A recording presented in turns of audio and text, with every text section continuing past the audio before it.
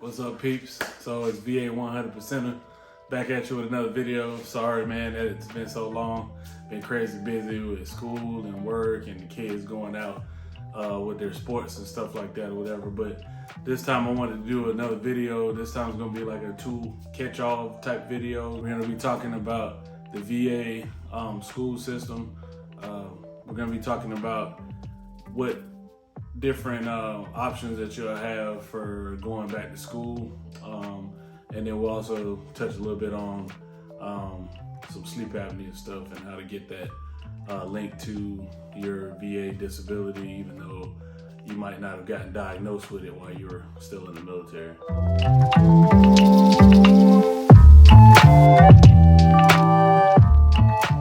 All right, so first off, we're going to be talking a little bit about the VA, different educational things that you can do with the VA. So the two main things that I've used, when I was in the military, active duty, which is a good thing to do before you separate, is to take advantage of the tuition assistance. When I first was in, it was only like 75% that they were paying, and then you had to come up with the other 25% out of pocket to go back to school.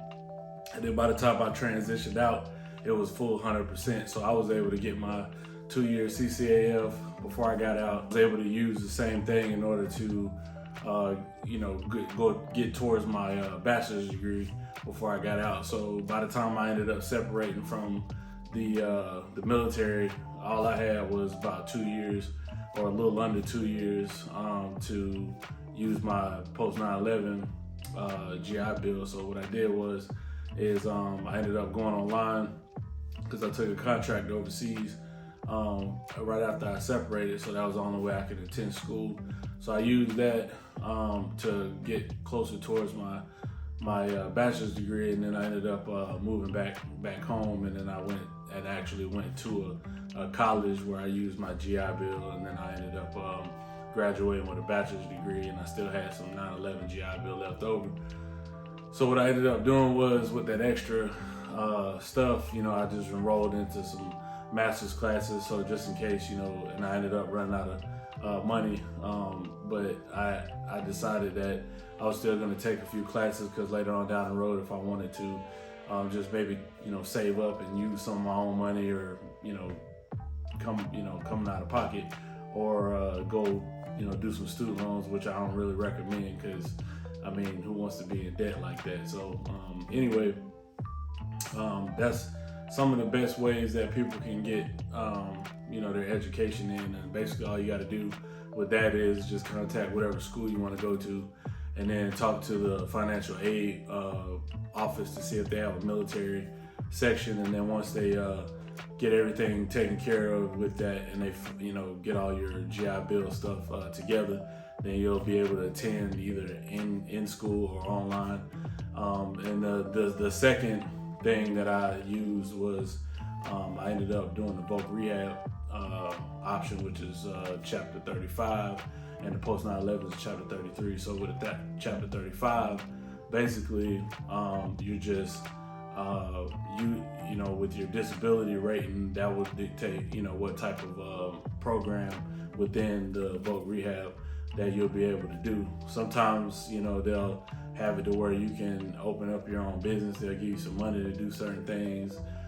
They might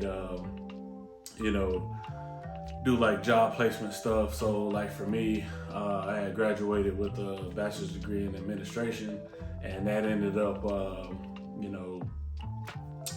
not really yielding me any job opportunities with that degree.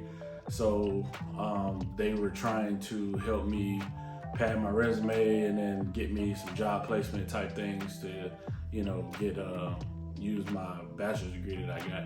So fast forward a couple years, that didn't really work, so I ended up going back to get my I ended up going back and re-enrolling into the Voc rehab program, and then just had to kind of speak with the counselor and let them know what happened the first go around, and they agreed that they would give me a second shot in the program, and I was trying to push them to try to get me to get a different bachelor's degree in a different field that would be a little bit better for me to get a job in at my age.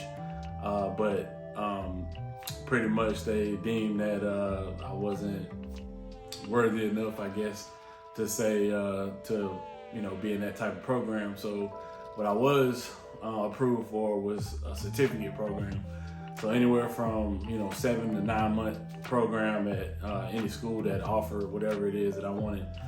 Basically, I had to just come up with a program that suited my needs that I liked, and then I had to come up with a good number of jobs in my area to submit to the counselor. So that way, once I finished this program, it would be a viable program for me to get into to try to get another job in that area or in my area. So I ended up picking marketing, a certificate at Full Sail University out of Orlando, even though I'm over about an hour and a half from the campus. So I'm doing it online. And there was a few other schools that are a little closer here, but they didn't really have any programs that I really cared too much about. So I ended up doing the Full Sail route only for the simple fact that, like I said, it was online. It's kind of at your own pace, but not really. They still got deadlines that you got to get stuff done through the week. And then there's depending on the program, there's what they call a project lunchbox, where basically whatever program you're in, the equipment that you're gonna need, it's a part of your tuition that gets paid through the Chapter 35, and they'll just mail it to you. So through that program, I ended up getting a brand new 16-inch MacBook Pro. It's not fully spec'd out, but it's decent specs.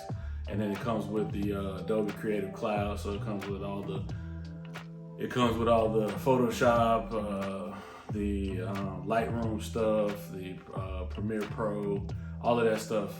It comes with it for free, so I don't have to pay the $300 a year, any of that type of stuff. I'm not quite sure if after I'm finished, will it continue to pay for that stuff while I'm not in school with them anymore after I finish the program, but we'll see.